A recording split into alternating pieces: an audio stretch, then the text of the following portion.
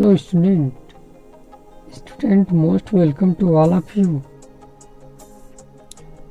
In today's video lecture, in which we study about the human digestive systems.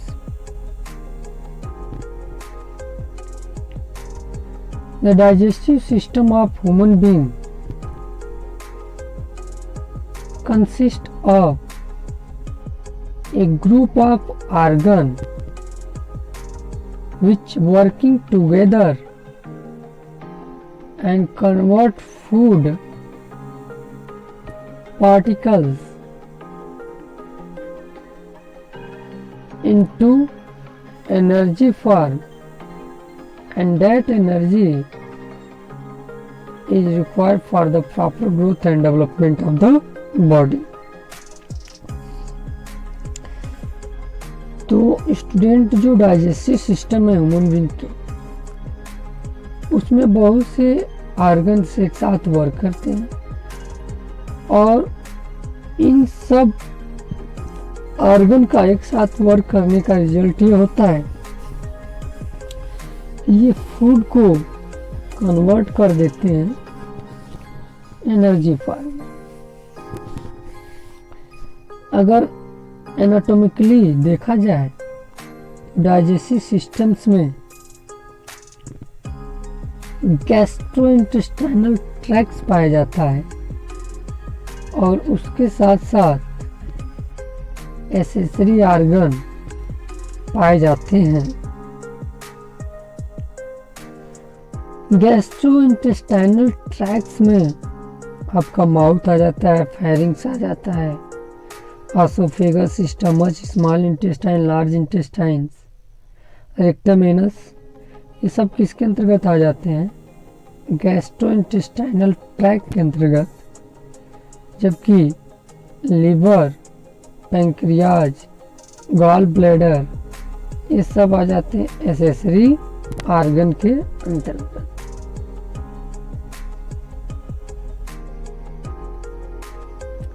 तो gastrointestinal वो hollow organs हैं जिनमें mouth है, stomach है, एसोफेगस है, स्मॉल इंटेस्टाइन है, लार्ज इंटेस्टाइन है, रेक्टम और एनस है।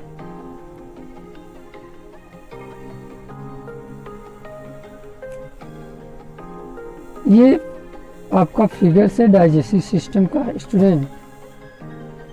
अगर डाइजेस्टिव सिस्टम का अगर हम फिगर देखें, सबसे ऊपर की साइड में माउथ के अंदर ही पाई जाती है बकल कैविटी और उसी में पाया जाता है सलाइवरी ग्लैंड।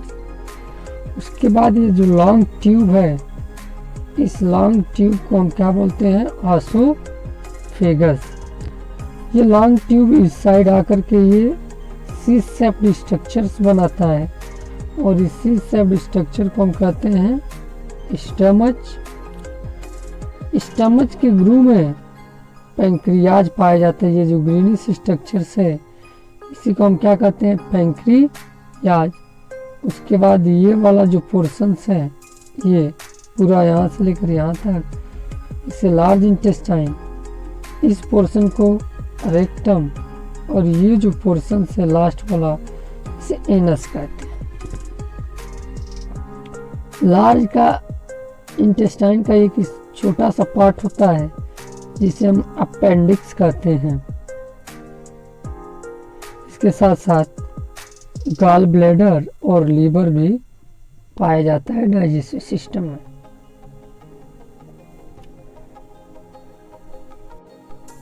अब स्टूडेंट, हम देख लेते हैं कि असल में डाइजेशन की जो प्रोसेस है उसमें होता क्या है।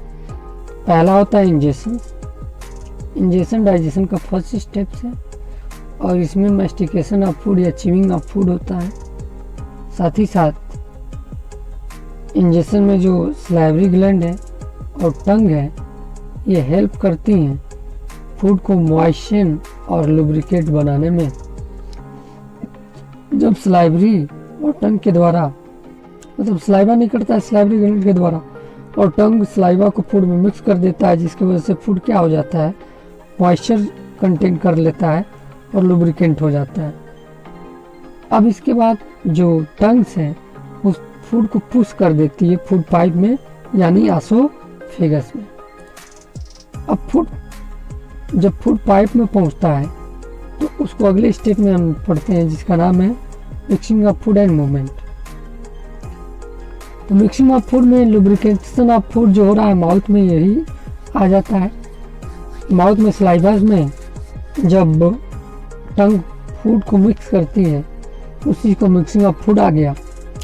जब मिक्सिंग ऑफ फूड हो जाता है तो फूड का पुशिंग होता है इसमें फूड पाइप में, और फूड पाइप में फूड एक स्पेशल टाइप ऑफ मूवमेंट के थ्रू, जिसे बोलते हैं पेरिस्टाल्टिस मूवमेंट, उस मूवमेंट के थ्रू स्टमच में पहुंच जाता है।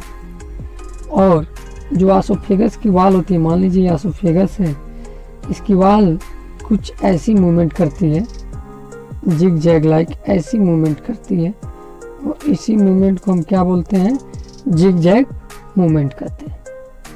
तो इस जिग जैग मूवमेंट के थ्रू यहाँ से फूड कहाँ पे चला गया, स्टमच के अंदर चला गया, स्टमच के अंदर पहुँच जाता है। फिर अगला स्टेप है सेक्रेशन भी होता है।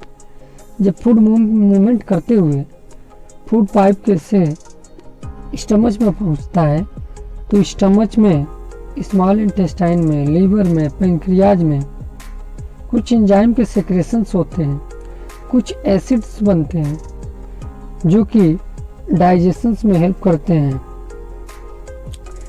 इनका वर्क क्या है, तो ये जो फूड को, कॉम्प्लेक्स फूड है, उसको ब्रेक करके सिंपल पार्टिकल्स या कंपोनेंट में तोड़ देते हैं, जिसके वजह से ये कॉम्प्लेक्स फूड मटेरियल इजीली जो है एब्जॉर्ब हो जाते हैं। यानी कि सेक्रेशन एंड डाइजेशन के बाद अगला जो स्टेप्स है वो है एब्जॉर्प्शन। फिर डाइजेशन की प्रोसेस में एब्जॉर्प्शन होता है, और एब्जॉर्प्शन कहाँ पे होता है, मोस्टली स्मॉल इंटेस्टाइन में होता है। स्मॉल इंटेस्टाइन में जो फूड से न्यूट्रिएंट और मिनरल हैं एब्जॉर्ब कर लिए जाते हैं, जबकि वाटर जो है और इसके साथ साथ वाटर का एब्जॉर्प्शन जो होता है वो लार्ज इंटेस्टाइन में होता है। अब फूड और वाटर का एब्जॉर्प्शन आपके स्मॉल और लार्ज इंटेस्टाइन में हो गया तो रिमेनिंग अनडाइजेस्टेड फूड है उसको बॉडी से बाहर निकालना पड़ेगा, उस प्रोसेस को इजेशन बोलते हैं। तो इनडाइजेस्टेड जो सब्सटेंस है वेस्ट एंड बाई प्रोडक्ट के रूप में बॉडी के बाहर रिलीज कर दिए जाते हैं, उस प्रोसेस को डिफिकेशंस कहते हैं। अगर ओवरऑल हम देखें तो डाइजेशन के प्रोसेस में पहले क्या हुआ, इंजेशंस हुआ, इंजेशन के बाद मिक्सिंग ऑफ फूड हुआ एंड मूवमेंट हुआ, फिर सेक्रेशन हुआ, और सेक्रेशन के बाद फिर डाइजेशन हुआ, डाइजेशन और सेक्रेशन हुए, फिर फूड का एब्जॉर्प्शन हुआ, और लास्टली इजेशन ऑफ फूड हो गई। तो ये प्रोसेस होते हैं डाइजेशन में। ये ओवरऑल हमने व्यू पढ़ा कि डाइजेशन में होते क्या है। अगले वीडियो लेक्चर में स्टूडेंट हम डिटेल में पढ़ेंगे anatomy of digestive system and different process which takes place inside the different digestive organs.